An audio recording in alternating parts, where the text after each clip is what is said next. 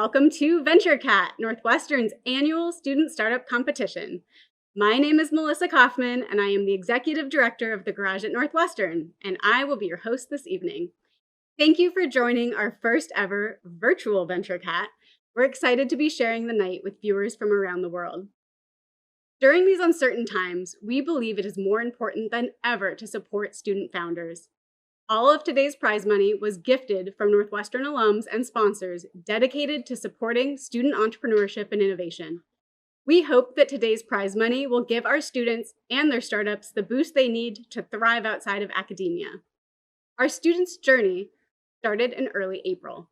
Applicants from across Northwestern applied to compete in one of 5 tracks. All teams must be led by a current degree-seeking student. On April 20th, we announced our semi-finalist teams. From there, teams completed a 4-week pitch prep program featuring coaching, professional graphic design services, and business advising. Earlier today, 25 teams competed in semifinals, pitching across our 5 industry tracks. First place teams have been awarded $8,000 each. Second place teams were awarded $4,000, and all other semifinalist teams received $1,000.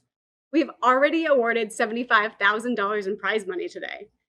This afternoon, first place teams and one wildcard second place team pitched in front of a panel of finals judges and were grilled for 20 minutes with a question and answer session. Judges have tallied their votes, and tonight, teams will be awarded an additional $225,000 in non-dilutive capital after you hear their pitches. In total, Northwestern students are taking home over $300,000 in non-dilutive funding. But there's one final prize, and you get to decide. Tonight's live audience gets to pick the team that takes home the $2,000 audience favorite prize. So stay tuned for details on voting. As I mentioned at the beginning of our show, VentureCat and the amazing prize money would not be possible without our generous sponsors and donors. I'd like to thank the Levitt Institute, Lanny and Sharon Martin, and Greg and Suzanne Basayo for their generous contributions. And thank you to Exelon for their sponsorship of our energy and sustainability track. And last but not least, thank you to all of our judges, track advisors, pitch coaches for your time, support, and expertise. We appreciate all of you. Please make sure to check out our program to learn more about the competition and everyone involved at venturecat.nu/program. Before we get to tonight's pitches, we'd like to welcome Sam Shank, joining us from San Mateo, California as tonight's keynote speaker. Sam is head of hotels at Airbnb and CEO of HotelTonight, the mobile-first hotel booking platform he co-founded in 2010. As a travel-obsessed serial entrepreneur, Sam previously founded and was CEO of DealBase, a travel deal search engine, and was CEO of TravelPost, a hotel review site. Sidestep acquired TravelPost, and Sam worked there as VP of Business Development. Sam also worked in comparison shopping at Excite, CNET, and Nextag. Sam attended the University of Virginia and received his MBA from our very own Kellogg School of Management. Welcome, Sam. Hi, everyone. This is Sam Shank. I'm coming at you from San Mateo, just south of San Francisco, my home office.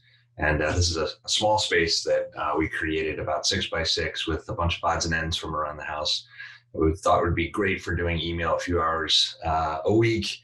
Didn't expect to be in here 60 hours a week. And all I can say is I should have put in a window, but getting a lot of good work done here.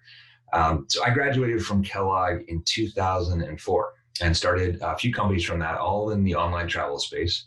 And just thinking back on it, I was one of only 2 people from all of the class that did start a company coming out of Kellogg.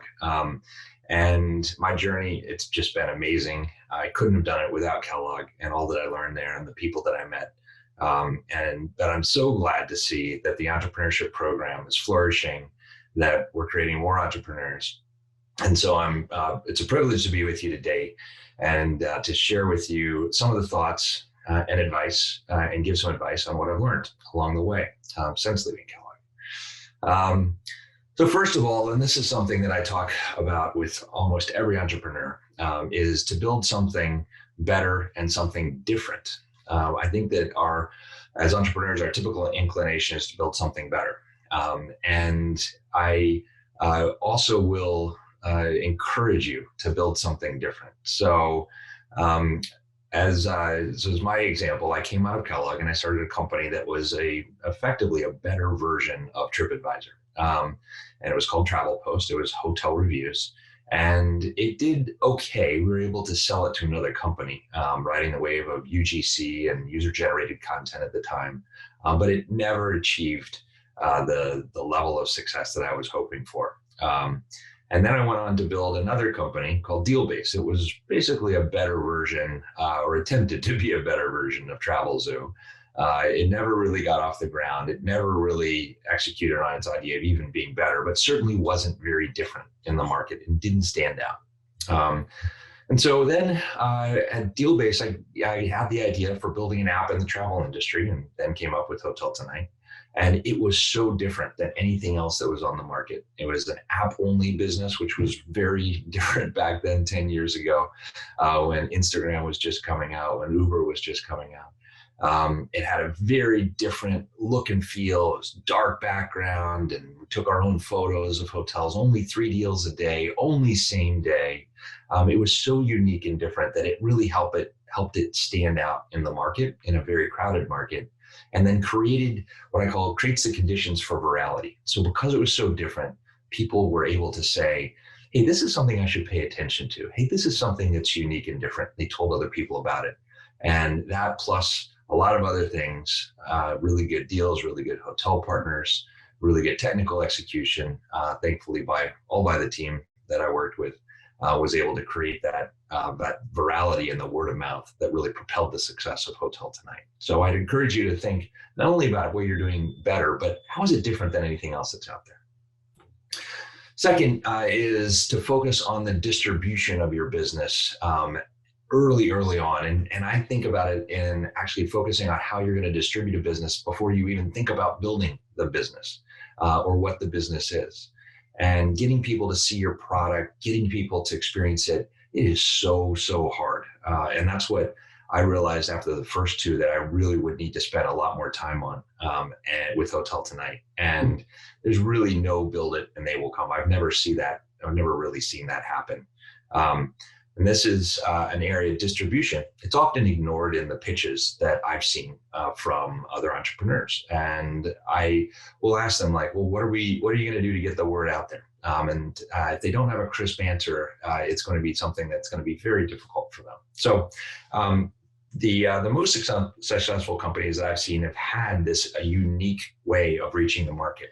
For HotelTonight, it was the App Store. And I saw the App Store. I fell in love with my iPhone 1 and looked at the App Store and then didn't find anything inspiring in the travel category. And I said, wait a second, this is crazy. I've got this phone that I love and apps that are great in other categories, but why isn't there anything great in the travel category? And there should be. And there's going to be brands and whole companies and industries built on this app ecosystem. And it was, for me, the entrepreneurial moment and opportunity that I had been waiting for since Kellogg, was to find a new ecosystem and then be able to build on top of it.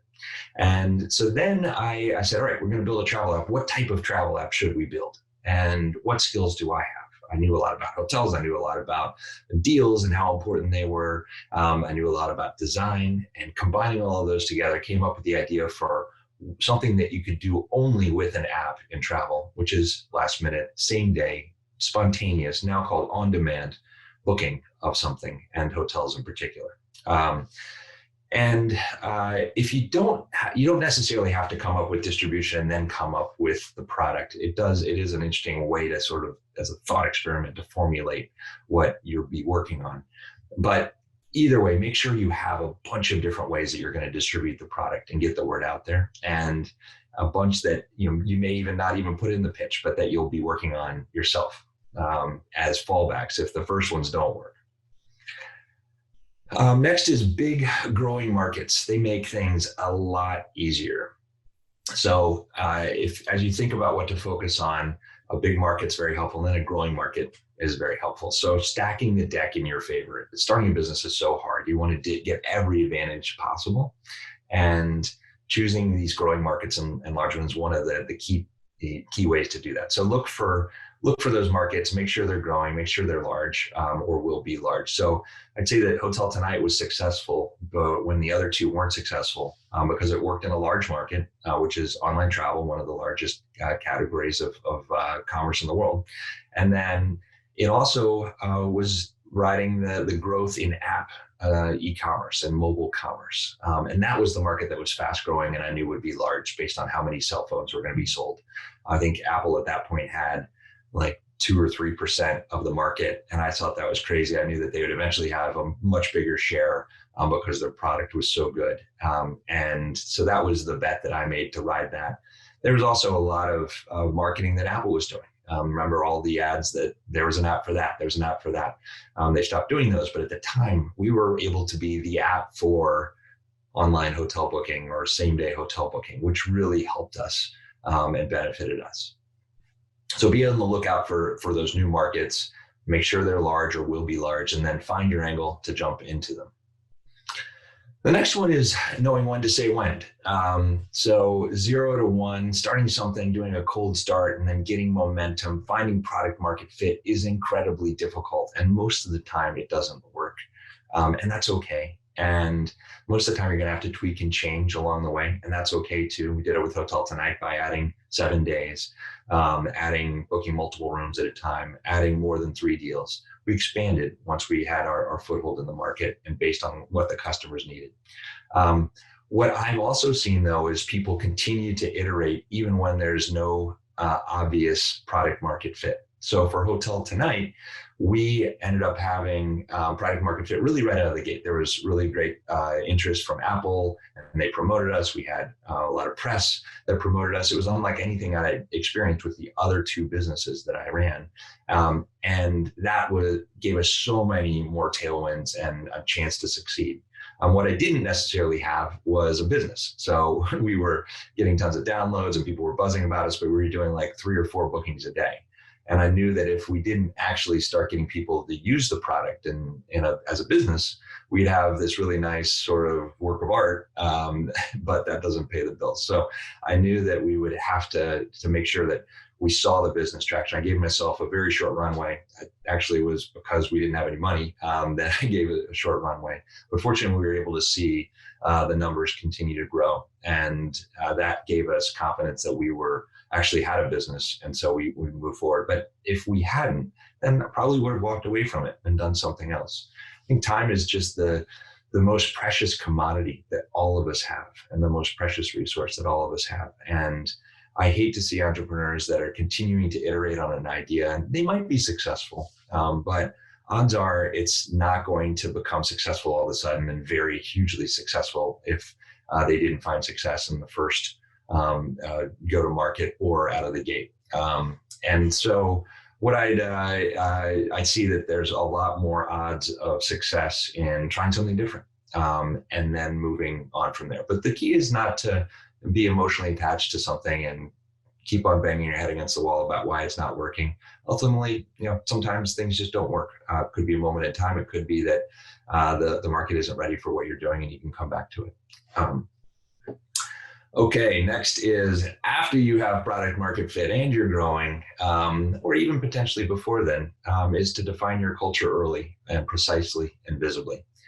So once we had realized that we were going to be a company and a successful company, we sat down as founders. It was 3 of us, including Jared Simon, who also went to Kellogg that we met afterwards. And we defined it in 3 words. We were very big, and I continue to be big on the power of 3. That was one of the lessons I learned at Kellogg about the simplicity of the power of 3. And we define it as build, question, and respect. So bias for action, build things that are lasting and meaningful. Questioning is curiosity and making sure that we're doing things the right way and that they can't be done a better way all the time. And then respect is the golden rule, treating others as we want to be treated ourselves. And that informed our hiring and informed how we work with our hotel partners and customers and our customer service processes and our internal processes and operating system, and a real bias for action and in servitude of our customers, both hotel partners and people booking hotel rooms, and always be building for them. And And as I look back on it, it's one of the most, the proudest things that we created at HotelTonight was that culture. And it all started by defining it early. And that's what I hear when people talk on Glassdoor, when people have told me about what they've appreciated on HotelTonight. It's the people, and the people are so much influenced by that culture and what we were able to accomplish together. And we also made it very visible. We put it on the wall. We gave awards for people that were builders. We gave awards for people that showed respect, et cetera. Next is very tactical, but something that I feel like every leader should do, which is have a CEO coach or a life coach or a professional coach. It was transformative for me, getting an unbiased point of view on what was going on in the business. My coach had seen a lot of the same story over and over and was able to give me such great advice, really changed the way I approached the business, changed the way I approached my team, and made me an incredibly much better leader, and something that I still do today. And I can always be learning, always be growing. And it was $500 a month to have a coach that was able to help me multiple times a month, and something that paid off in spades. So I would definitely encourage that. And if I was an investor, I would make it mandatory for my companies. One of the things that he helped me with is the 5-to-1 complement rule. And I think that this is something as entrepreneurs, we look around at the world, we see things that need to be improved, need to be fixed. And we do that with our teams too, unfortunately. So there was a time when I was scanning and always looking for things that could be improved in terms of what people were working on or how they were approaching projects. And that was at best very annoying for them, and at worst it was a culture killer. So as I found myself doing that and getting feedback that I was doing that, I got advice on the 5-to-1 complement rule to critique rule. So really felt uncomfortable initially to give out as many compliments as I was doing. It didn't feel natural and felt forced, but eventually I got very good at finding people doing things the right way, and wanted to thank them for that, express gratitude for that. It was life-changing for me. It made me a more positive, optimistic person. And it also inspired the team to work harder and better and more creatively, because they saw that they were doing the right thing, and that was reinforced. So the 5-to-1, I've heard 8-to-1, I've heard 3-to-1, whatever ratio is right for you. But it was something that really was transformative for me in my management and leadership style. And lastly is that it's always darkest before the dawn, and the sun always sets. So it has been an incredibly dark time for online travel at HotelTonight and at Airbnb. So we've really had to adjust everything that we've been working on. We've had to say goodbye to some very, very good people. And by the way, we have an alumni talent directory of the people that were impacted by our layoffs. And some really incredible people in there from HotelTonight and Airbnb. We know that travel will turn around. We're building for that, and we're starting to see those green shoots in travel. And we know that the sun will rise again on this incredibly dark period. We know that travel will look different, and we're adapting to that. But the idea that the sun always will rise is motivating, and it's helpful during the darkest of times. And likewise, it's also good to know that when things are going great, they're not going to stay great forever. And prepare yourself for the roller coaster. That's what, as an entrepreneur or somebody joining a startup or working on a startup, that's what you're signing up for, and that's the thrill of it. But also, it's helpful to check yourself and know that the good times are not always going to stay that way, and neither, fortunately, are the bad times. So as a world, as people coming out of Kellogg, we need more builders. We need more creators, people that are coming up with great ideas, new products, new approaches, new solutions. I hope that all of you go out and make great things that change the world. I hope you all build wonderful things, and I look forward to being a customer. Thank you.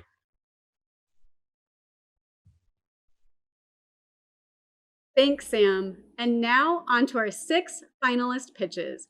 I want to remind all of you that you will be helping us pick the audience favorite vote at the end of the pitches and the winner of an additional $2,000 in prize money. Our first team from the business products and services track is GearFlow. GearFlow is the first marketplace for all things construction, providing easy access to reliable suppliers for all heavy equipment needs. All right, thank you for having us here. We are super excited to be part of this process. I'm just going to jump right in and take you into the world of construction. Contractors, both big and small, heavily rely on their equipment. If that equipment breaks down, the job comes to a screeching halt. This is what is called downtime on a job and is the single largest cost for a contractor. To put this in perspective, a contractor in Chicago actually told us that a broken down crane had cost them $1 million for every hour that it was down over the course of 3 days. This makes the availability and the accessibility of the parts to fix this equipment absolutely crucial. However, the process of procuring these parts is super painful. A customer of ours actually told us that she was calling 20 part suppliers every week to find the parts that she needs. So while Pam is on the phone waiting on hold, that crane is costing her $1 million an hour. We felt like there had to be a better way, and so this is what we set out to solve. GearFlow is a one-stop shop built specifically for the construction industry, so Pam can quickly and easily buy the parts that she needs from suppliers that she trusts. In order to do this, we have to be different than a traditional marketplace. GearFlow is built around the concept of storefronts, so our suppliers, such as reliable aftermarket parts, and their storefront is shown here, can not only sell their parts online, but they can also build their brand as a business that they've worked so hard to build offline. By enabling suppliers to own their customer relationship through GearFlow, we actually become a core part of their business and not just another channel for them. And this is a huge distinction. It makes us actually the first of our kind in the industry. Suppliers like reliable aftermarket parts, their only options today are to build their own site, which is super difficult and expensive, or list on eBay, which isn't designed for the industry. We felt like there was a white space here that we had to target, and my partner and I set out to build a test site back in 2018 to prove that there is demand here. So that's what we did. At the end of 2018, we launched a bootstrap site with our savings, and it was as janky as you can imagine. And even with a 22-second load time, we received overwhelming demand from suppliers. We quickly got to 52,000 SKUs and over $400,000 in sales over the course of the year that it was live, until we tried to upload an additional 100,000 SKUs and it took our site down. It couldn't handle the volume of supply we're loading onto it, but this was actually a good problem. This proved two things for us that were really important.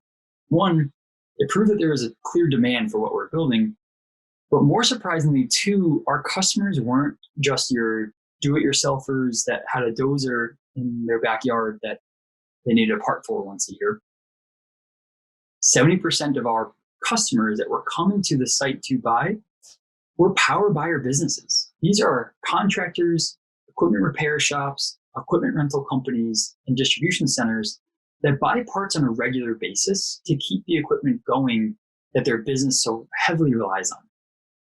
The reason that this is so exciting is that the power buyers that came back to our site had an average order value of over $1,900 and were ordering 4 times a quarter. So it became clear to us that we needed to raise money in order to form a core team and to build a scalable platform with the needs of these power buyers at the front of our mind. So that's what we did. We raised a total of $1.6 million as of January of this year. It came in on a rolling basis beyond the $1.1 million that we announced in October, and allowed us to re-platform as well as to form the core team that we believe is the formula for marketplace success. We have a combination of deep industry experience with both Luke and Sarah, having been in family businesses within the industry themselves. My background is in digital marketing for years prior to GearFlow, and we have a combination of engineering experience with Mike, Eric, and Michael that is required to build a scalable marketplace. Meanwhile, as we continue to get our new site where it needs to be, our pent-up demand from suppliers has grown a lot. This 11 plus million SKUs across 108 suppliers that we have live and in queue represents $500,000 in monthly revenue for us once we get the platform caught up. And this opportunity is right in front of us, but it's really just the beginning. Parts is simply the tip of the spear for us. Pam experiences the same pain when buying used equipment and renting equipment that she does in parts. So getting parts right first gains us a national customer base and SEO traction to grow into used equipment and equipment rental, which represents more localized supply. And given the times, the need for e-commerce has never been more urgent across all three of these supplier businesses as it is now. And we already have large partnerships teed up to scale equipment sales and rental when the time is right. So the way we make money today is with a 9.75% commission on all part sales through the site. And as we grow with the network effects that are beginning to establish, additional revenue channels easily layer on top without much added overhead. And that promotes really lean growth, which is something we're focusing on. The $150K from this contest would afford us an additional engineer to move even faster on the tech. And this helps us capture the opportunity that's right in front of us, just waiting for the tech to catch up. So why GearFlow? Why us? First, we're operating in a huge untapped market that is asking for a solution like ours, especially given the times with this pandemic and economy that we're in right now.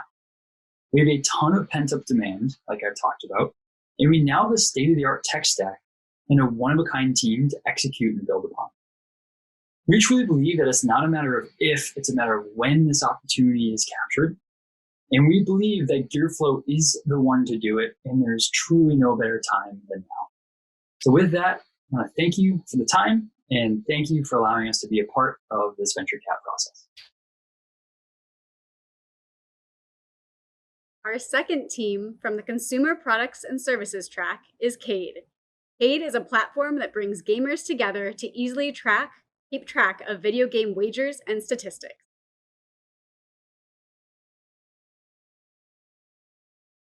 Hi, my name is Spencer Levitt. Ever since I've been playing video games with my co-founder, Austin Pager, I've beaten him well over 300 times, and I've taken over $250 from him. I love to rub all of these numbers in his face, but to be completely honest with you, I have no idea if those numbers are even true. See, this is a simple yet age-old problem that still has not been fixed. Our competitive group of friends have probably played over 1,000 games combined, but are constantly losing track of wins, losses, and money won. When my friend Ross dusted off his old TI-84 calculator to calculate his stats, we knew there had to be a better way. And we're not alone. The stats show that over 70% of Americans play video games with at least one friend, which results in over $12 billion in total video game wagers just this year alone. Now, what if I told you so many of these wagers are happening illegally? Friends are currently using Venmo to bet. And not only does Venmo strictly prohibit these transactions and can leave friends subject to platform bans or fines, they also make it impossible to track any sort of gaming stats. So Austin and I searched for solutions, but every other gaming platform, be it 1UP, Gamer Saloon, Players Lounge, or Unicorn, they all focus on the same thing, pairing up two random strangers across the state, across the country, across the globe for a one-off transactional relationship. No platform provided the social experience that we wanted. No platform catered to the largest percentage of gamers, groups of friends. This is why we exist. In a time where people feel more socially isolated than ever before, we aim to create an infrastructure where social gaming can thrive. So we set out to build what we wished we had when we were gaming with our group of friends. That's why we developed Cade. We make it easier than ever before to track stats with friends, log victories, transfer money, and set up tournaments. We are entirely focused on bringing the social gaming experience to a whole new level. For nearly a year now, Austin and I have been focused on crafting a product that friends love to use. We started with a simple website where we manually entered in hundreds of stats. We failed trying to coordinate with freelancers from Nigeria to Turkey. But most recently, I taught myself how to code through countless hours of tutorials. And we finally have the skills to build this app ourselves. We've secured a 50-state legal opinion, dealt with compliance reviews from Stripe and other payment processors, and the iOS App Store. In the words of Yogi Berra, when we came to a fork in the road, we took it.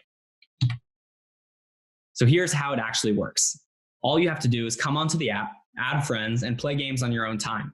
Right here on the home screen, you can see your lifetime gaming stats by opponent and game, and you can filter it with the click of a button. Let's just say I played Austin. I'll go ahead and click Submit Score in the top right of my apps. I'll go over to the next screen where I can quickly fill in his name, the game we played, and the amount. So here I played Austin in Madden for $4, and as always, I beat him, so I'm going to go ahead and request that amount. He'll immediately get that notification. He'll go ahead and pay it because he lost. And this is where the magic happens. Because he paid the money out, Cade knows he lost, and that goes down in the record books in his stats and my stats.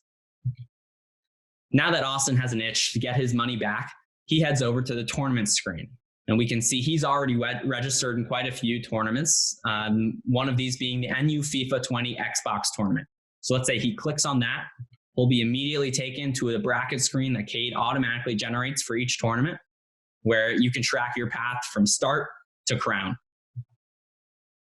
We launched just 6 days ago, and with $0 spent on advertising, we already have 366 downloads, 86 tournament participants, and over $120 deposited on our platform. But more importantly, our users are our biggest fans. Every text on this screen, some from people we don't even know, is a real text that we received. For example, Josh from Duke University texted me and let me know that he'll be using this to track 2K with his friends, and that right now he just tallies on the wall. I'll give you the spark notes for the rest. People are loving Cade, and we know we're onto something. While our focus since day one has been creating a product our users love, we've already started A/B testing and getting feedback on our revenue streams. We have just implemented a 12.5% fee on tournaments, and we're receiving feedback to determine what a Cade Pro monthly subscription will include. Lastly, we plan on leveraging our unique access to gamers and creating an advertising solution for companies that will evolve to be a very well targeted with the information that we collect on all of our gamers on the platform. As we continue to improve our product and grow our user base, we will optimize this entire social gaming experience. By adding social feeds, betting lines, and supporting more games, we want Cade to be in the pocket of every single gamer. We also plan to double down on statistics in the future and we hold patent pending status on the specific use case of optical character recognition for video game data extraction. If you have any questions about our proprietary technology, we'd love to answer them. Now again, my name is Spencer Levitt. I'm a sophomore at Northwestern studying computer science. And you've heard from me this whole time, and let me tell you about my co-founder, Austin, who's also a sophomore at Northwestern. Austin competed in his first competitive Madden league at 12 years old, and he pairs his passion for gaming with years of startup experience. Early on, he identified a gap in the gaming space and set out to make a change. Studying a combination of economics and learning and organizational change and business institutions, Austin loves to get into the numbers, learn from users firsthand, and craft strategic growth plans. Together, we've been working on Cade for the past year, and we're the team to make this happen because we're building what we wanted in the first place. We now have the skills to do it, and we sleep 5 feet away from our target market in college dorm rooms. Now, we need your help to back our go-to-market plan that centers around product and growth. With $150,000, we will grow our tech team. We'll be able to access gamers across the country with college ambassadors and tournaments for social groups on campuses like fraternities, gaming clubs, and more. Lastly, once we start growing, we'll need some help with regulation and compliance. We know the time is now. Amid the corona outbreak, video game sales are up 63% as people are trapped at home, desperate for competition with friends. Help us take the next steps to change the way friends game. Thank you for your time. Our third team from the energy and sustainability track is Blip. Blip is a residential energy storage solution focused on saving renters money by leveraging price arbitrage and repurposed EV batteries. Hi, I'm Sophia and I'm the CEO of Blip, and this is Joe. It's almost summer and Joe lives in an apartment building without central air, so things are about to get hot and humid for him. Luckily, he has this nifty window air conditioner to keep him cool until he sees his electric bill that first month of running the AC. Now he's feeling frustrated and helpless to control his energy costs without turning off the air conditioner. This summer in particular, he'll be working from home all day, so his electricity bill will be even higher, or he'll be sweaty on every Zoom call. That's why we designed Blip, so renters could control their energy bill without taking drastic steps like turning off the air conditioner in the peak of summer. Blip is a sustainable energy storage solution focused on saving renters money on their electric bill by taking advantage of energy price changes throughout the day. Blip is designed with renters in mind, so it's portable, affordable, and it doesn't require any professional installation. You can plug it straight into a standard outlet, and it will charge while electricity is cheap and discharge to power your highest load appliances when electricity is expensive. Blip pays for itself in 2 years and continues to save you money for its 7 to 10-year life. And it can also, on top of that, provide 2 kilowatts of backup power in case of an emergency. That can power your fridge for a whole day or charge a laptop 40 times. So when we looked at the energy storage market, we wanted to divide it by homeowners and renters. If you're fortunate enough to own your home, you can purchase a whole home solution like Tesla Powerwall or a bunch of others for $4,000 to $8,000 plus installation. If you want just resilience at a lower cost, you can get a generator, but diesel generators obviously aren't transferable to a rental situation. For renters, we found a few products renters could use, but they're targeted at resiliency or camping and outdoor use, and they still cost a couple $1,000s. And these products really just aren't getting traction at that price point.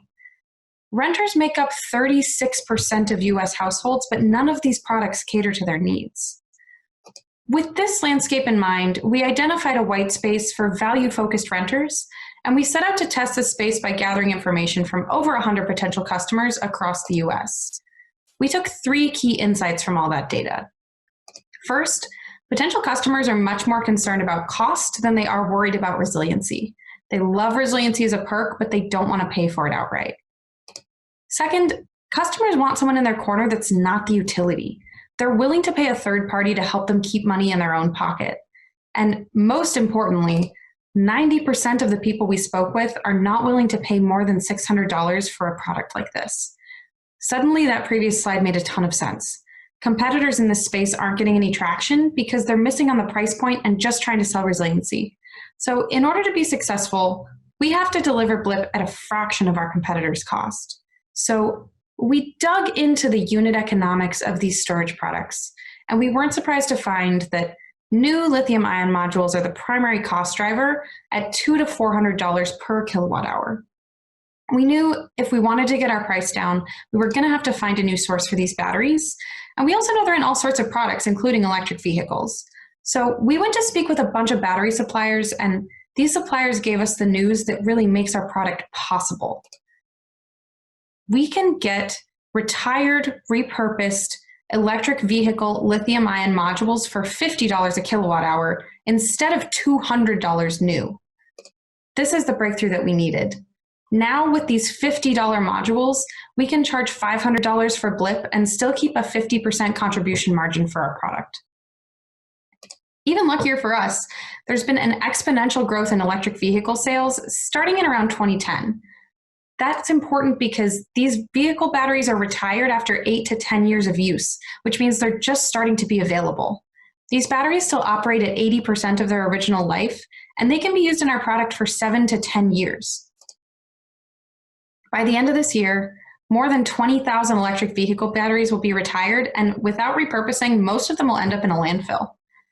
This research also revealed another opportunity in the lithium-ion value chain. OEMs, which contract battery recyclers, want responsible reuse products so that these cells don't go to a landfill and the OEMs can hit their CSR targets. But there just aren't enough responsible reuse opportunities right now. Potential partnerships in this space would allow us to stabilize our supply chain, divert batteries from the landfill, and capture this value to OEMs. So this is really a win for the planet and a win for us. I'll take it. Now that we're confident we can build and deliver Blip at an attractive price, we got to figure out where to launch it. We've identified attractive markets across the US, and we chose New York as our domestic beachhead market for a few reasons. First of all, it has a massive renters market in buildings without central air. Joe and 2 million of his closest friends all use window air conditioners, and those partner really well with our product. More importantly, New York has a huge difference between peak and off-peak electricity prices, up to 80 cents in some times of the day. So that means Blip can capture a lot of value for our customers. And with an increase in remote work, we can capture that much more value multiple times throughout the day. Remember Joe?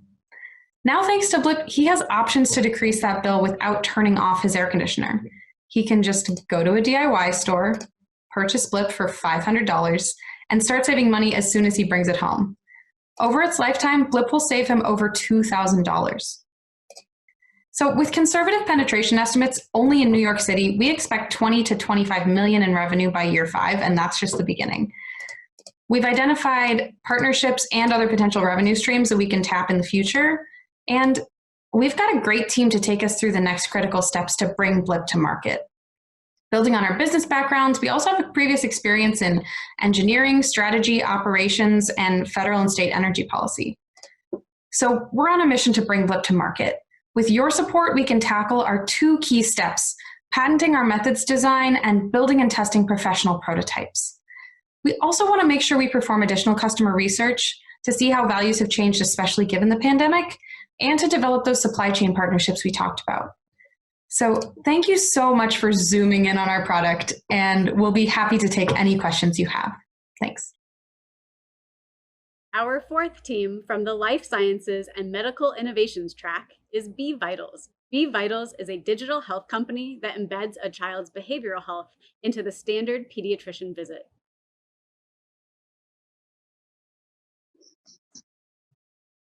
Mental health in America. 1 in 5 kids struggles with a mental health disorder. Anxiety, depression, suicide, attention problems are all on the rise. And millions of American kids are suffering in silence. 50% of kids with a mental health challenge go completely undetected until much later, even into adulthood. The CDC estimates a 10-year delay between when kids first show symptoms until when they receive treatment today. Meet Brady. He's your average 9-year-old kid. He and his mom go to the annual pediatrician checkup. And in that visit, it's only 15 minutes long, and his doctor has a lot to do. He checks Brady's vaccines are up to date and that developmental milestones are being met. Behavioral health simply isn't a priority. And Brady's physician doesn't have the tools or techniques to be able to understand if behavioral health challenges are present, unless Brady or his mom verbalizes something. So Brady and his mom leave the visit, and Brady continues to suffer in silence, with anxiety attacks and bullying at school, and it seems like no one's noticing. Imagine instead an alternate reality, where Brady's physician is empowered and knows how to detect behavioral health issues and has the tools to intervene right now in that visit. I'm Hannah Colin, co-founder of B-Vitals.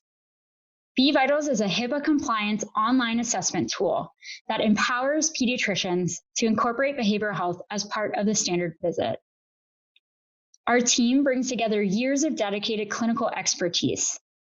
B-Vitals was developed out of my mom, Dr. Besner's clinical psychology practice, where she sees kids like Brady every single day. My personal and professional background are focused in management consulting, where I've worked across the healthcare landscape and in health policy. Together, we want to help more kids and help them sooner. So how does it work? B-Vitals is like having a digital psychologist right at the bedside of care for the physician. And it's just 3 simple steps. Parents complete an online assessment at home before going for their checkup, and a report is automatically generated and loaded into the patient's electronic medical record at the doctor's office. The clinician report gives a very quick snapshot across 11 holistic behavioral areas and lets them know if there's any severe or moderate concerns they should address. And third, we provide a tailored action plan for each child so the doctors and families together know exactly how they can intervene on these challenges. Our physician users love us, and they cite 3 core ways in which we're helping make their jobs easier. Our proprietary algorithm combines multiple disparate assessments into just one simple digital screening tool. That means physicians only need to run one assessment to screen for things like depression, anxiety, and ADHD, rather than 3 distinct paper-based reports at their office. Our report is very simple and easy to interpret. It allows the doctor to make the most efficient use of their time and get right to the concern areas. And most importantly, BVitals is the only behavioral health assessment tool that also includes recommendations. This means doctors and parents can work together to know exactly what they can work on and use evidence-based recommendations going forward. If clinical and operational benefits aren't enough, this also generates new revenue for the physicians themselves. BVitals is reimbursable under Medicaid and private insurers, with the lowest rate being $50 per assessment, ranging up to $120 per assessment in new reimbursement. This means pediatricians stand to gain $1,900 in new revenue each month. Our traction to date is already helping kids, and Brady is a real patient that we've worked with. We have 5 pediatricians currently using our tool, and they've seen over 1,000 kids and teens with our assessment. We're in talks with 2 pediatric groups that would pilot our tool this summer with their 20 physicians and over 1,000 kids seen each month. We believe this market is grossly underserved, but it represents a huge opportunity. We're currently focused on the pediatric group and specifically the independent, privately owned pediatric groups. But with time, we hope to become the standard of care for mental health and kids. And that means we can scale this to anywhere where kids are served, including school counselors and other mental health or social worker departments. Doing a bottoms-up analysis explains how we'll get to this market. Our revenue model is based on a $100 monthly subscription fee per physician and a $10 per use fee collected each time there's reimbursement. What this means is with one physician, we have $600 of recurring monthly revenue. And that scales really quickly across the practice to $2,100 just for one practice. Over time, as we acquire more and more group practices, this leads us to a $360 million annual recurring revenue model. And again, this is just pediatricians in private practices and will scale beyond this with time. We think we can hit this target within the first 3 years. To date, we've invested $100,000 of our own founder money to get our operational HIPAA compliant platform up and running and launch a beta pilot test with our initial users. We're fundraising $150,000 today in order to launch a clinical research study to clinically validate our tool, which will enable us to scale much quicker and acquire more practices. If ever mental health and kids was important, the realities of COVID remind us that this is something we need to act on today. Our kids are suffering a lot right now, and there's so much more we can do to help. Early detection is ever more important today. And we believe BVitals is a solution that can help right now and can meet physicians in their current telemedicine realities and help improve their patient care as well. So join us as we make mental health parity a reality in America. One standard checkup at a time. Because behavioral vital signs should be just as important as your physical vital signs. Thank you. Just 2 pitches to go before our audience vote. Our 5th team from the social impact and nonprofit track is Tilt. Tilt helps students understand and prepare for the true cost of college. As many of you know, college is unaffordable now for most Americans, and those hit the hardest are low-income students. This is not an issue of getting into college, but rather persisting. Every year, 920,000 low-income students enroll in college and drop out before earning a degree. And the biggest reason why is financial pressure. In 1990, low-income families had to spend roughly 40% of their entire income to pay for college. Now they are expected to spend more than double that at 84%, with the cost of tuition still rising every year. Even with part-time jobs, students have to make the decision between paying tuition or paying for food. My name is Santhuja, and I'm a former high school math teacher. I poured my heart and soul into my classes, hoping to make a difference in my students' lives. I taught them quadratic equations and geometric transformation, but I missed the opportunity to teach them about the most important equation they would be facing in the next 5 years: the costs and benefits of going to college.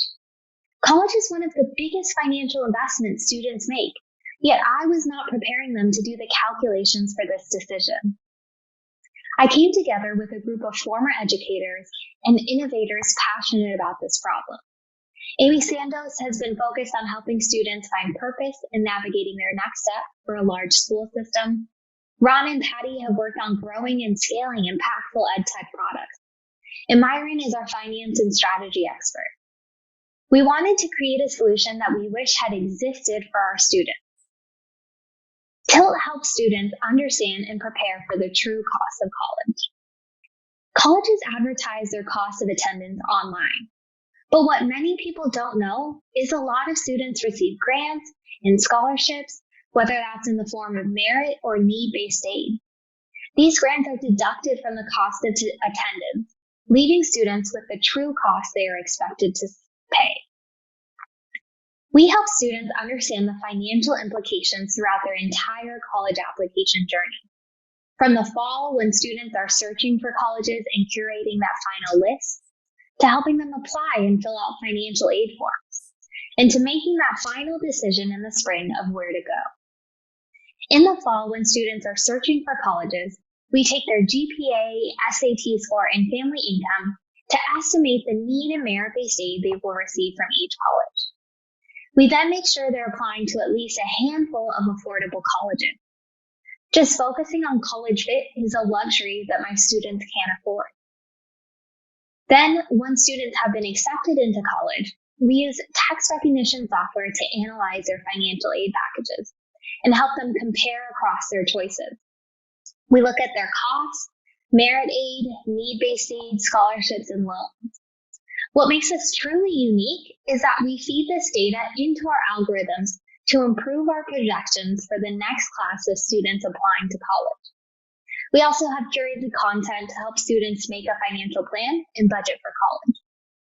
We have a B2B2C business model focusing on empowering the counselors that have that in-person relationship with these students. This model helps us reach the maximum number of students while significantly minimizing our cost of customer acquisition. Schools and nonprofits pay us on average $10 per graduating senior. I know what you're all thinking. School systems now more than ever have a razor-thin budget. How will they pay us? Well, we're coming from their college counseling line item budget. And unfortunately, with many in-person events being canceled, like college tours and career days, we have seen that counselors have added flexibility to supplement their offerings. With an average contract of $2,500, our main costs are for customer acquisition, customer service, and software. To project these costs, we took our current costs and doubled them to account for additional challenges with more students. On a per-contract basis, this leaves us with 71% in profit that can be reinvested in product development and growth. We are uniquely positioned to provide counselors with data on the cost of college that they've never before had access to.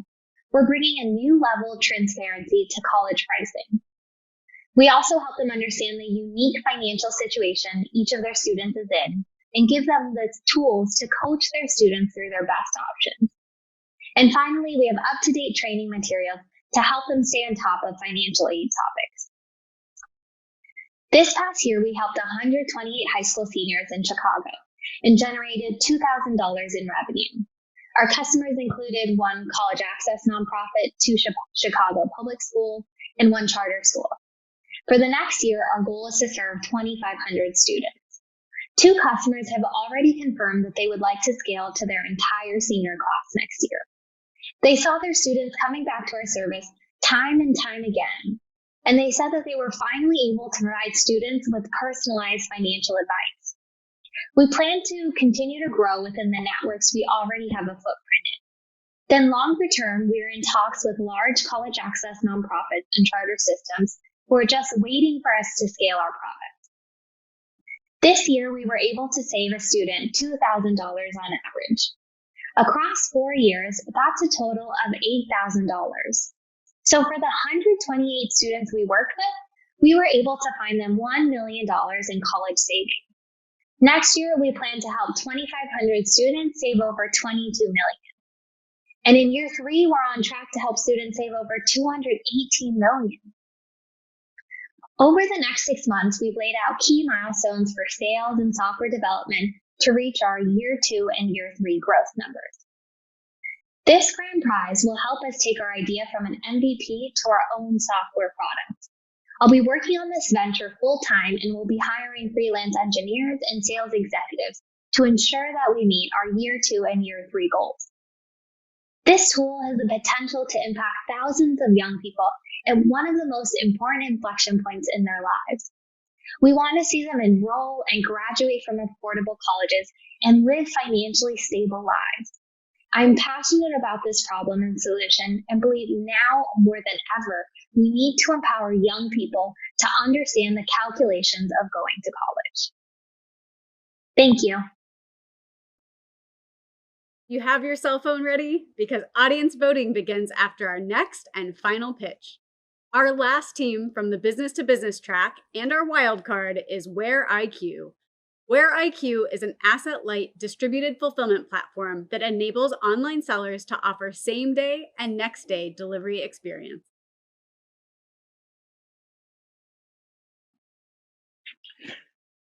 India has a huge e-commerce market. In 2019, there were 700 million e-commerce parcels that were shipped in India.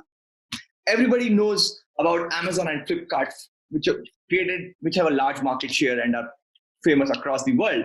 But there are a wide variety of players that are emerging in the Indian e-commerce ecosystem. This includes social e-commerce platforms, DTC brands, fast fashion brands, and a lot more. However, when you compare Amazon and the rest, there's a big difference in the shipping experience. We looked at multiple products, and when you try to buy them on Amazon, you get a 2-day guaranteed delivery. But if you buy the same product on seller website, you are not guaranteed anything. The shipping timelines could expand from 4 to 7 days with a lot of subtext. But how does Amazon do it? That's the question. Well, they have invested in 32 fulfillment centers across India. What that means, let me illustrate with an example. Let's say you are a seller and you're storing goods in a central warehouse in Bangalore, and most of your orders are coming from Mumbai and Delhi. Now, for you to ship one order, it takes 875 miles to cover the distance, and the average cost of delivery is $5. However, if you could distribute your inventory closer to the demand and store it in Mumbai and Delhi, your mileage per order reduces, your cost of delivery significantly goes down, and your time to delivery reduces to 1 or 2 days. And that is what Amazon is doing at scale. The rest of the sellers cannot follow the same model because they only have single warehouses. They cannot partner with a 3PL network that serves entire India. And most of the contracts that they're offered are really poorly structured and require a lot of investment. And that is where we come in. I'm Hardik Tiwari, along with my partner Harsh. We are founders of Where IQ, and we are supercharging fulfillment for India through a decentralized logistics network. What that means is we're building an asset-light network of logistics infrastructure combined with world-class analytics and making it accessible on demand. There are 3 core components of our platform. First and foremost is the network. The network comprises of partner warehouses and last mile shipping partners, which ensure that we cater to 90% of all demand with a 24-hour delivery. We combine this network with smart algorithms, which we call as a fulfillment decision engine, which optimize every part of the supply chain value chain. We make sure we have the right data and the right insights to distribute your inventory, to choose the right partner, and prevent fraud. All of this comes together through our automated self-serve SaaS platform that is already pre-integrated with your marketplaces and e-commerce platforms and your existing warehouse or inventory management systems. That means we offer an experience that is very, very smooth for any customer. You have to just connect your store to Where IQ platform, send us your goods, and we take care of everything. We take care of optimization, we take care of operations, and ensure that you have a smoother fulfillment experience. Let me illustrate with an example how we are transforming lives of our customers. We partnered with a company called Nation Miles who were delivering goods through their central warehouse in Mumbai. But when they onboarded on Where IQ, we figured that a 4-way distributed warehousing model would be much better for them. And with this model, they were able to cover 85% of their demand through a 2-day delivery model. That meant we not only improved their shipping timelines, we also reduced their shipping cost. We reduced cart abandonment. We also reduced the number of returns and overall prevented a large number of fraud, thereby creating immense value for our customers. It's not just one customer that we have worked with. We have worked on 2 core market segments. One is e-fulfillment, where we have partnered with small and mid-sized online sellers to help them access a pan-India network. And secondly, we have worked with offline companies who are trying to move online and helping them augment their existing stores with VentureIQ network to offer same-day and 2-day delivery. Our revenue model is simple. We make money on every transaction. Every transaction comprises of 2 components. One is the fulfillment, which means receiving components in our warehouses and storing them. And second part is the shipping, which is partnering with a last mile delivery partner and making sure the customer goes to your order. Our revenue growth has been phenomenal. We started in 2019, October 2019, with 1 customer, and ever since we have grown to $16,000 monthly revenue. The coronavirus disruption was a time of transformation for us, where we saw a lot of potential customers in the market facing trouble managing their inventory and warehouses in-house, and they reached out to us for managing their inventory and warehouses through a distributed network. Since our inception, we have believed in one big change that is happening in the market, and that is the new game that we call as decentralized supply chain.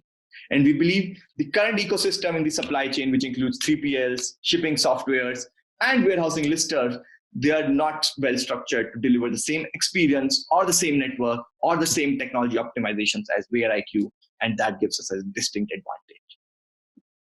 We have the right mix of experience and passion in our team to create value and create something that we believe in. Harsh, who's the founder and CEO, spent 7 years building product strategy for Pitney Bowes, which is one of the oldest and largest e-commerce tech firms. I, Hardik, worked on building SaaS ecosystems and SaaS platforms for enterprise customers. Ayush was director at Delivery, which was India's first logistics unicorn. What next for VentureIQ? What will we do if we win VentureCat? I think there are 3 core areas or 3 core bets that we want to continue to take or initiate. One is we want to expand our network so that we cover 100% of India through a 24-hour delivery network. That means expanding our reach to 70 warehouses. We want to continue to invest in technology solutions to further optimize the fulfillment experience. That includes launching more optimizations and making sure we use data to make the right decisions. And lastly, we want to experiment and continue to innovate on our ship from store offering, because that is something that we believe. The votes are in, and I am excited to announce tonight's prizes. Our audience favorite prize and $2,000 goes to GearFlow. Congratulations to the GearFlow team. And now for our grand prize winners, as determined earlier today by our finals judges. In 3rd place, winning an additional $25,000 is Tilt. Congratulations, Santhuja. In 2nd place, winning an additional $50,000. Congrats to our undergrads, Cade. And now we're going to call our VentureCat 2020 Grand Prize first place team, winning an additional $150,000 live.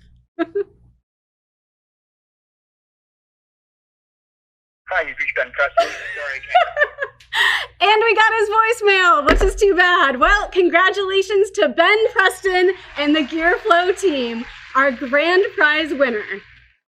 Congratulations to all of our semifinalists and to our grand prize winners. Thank you to our audience. If you're interested in learning more about VentureCat and seeing more of our semifinalist pitches, please visit venturecat.northwestern.edu. Good night, VentureCats, and congrats, Ben!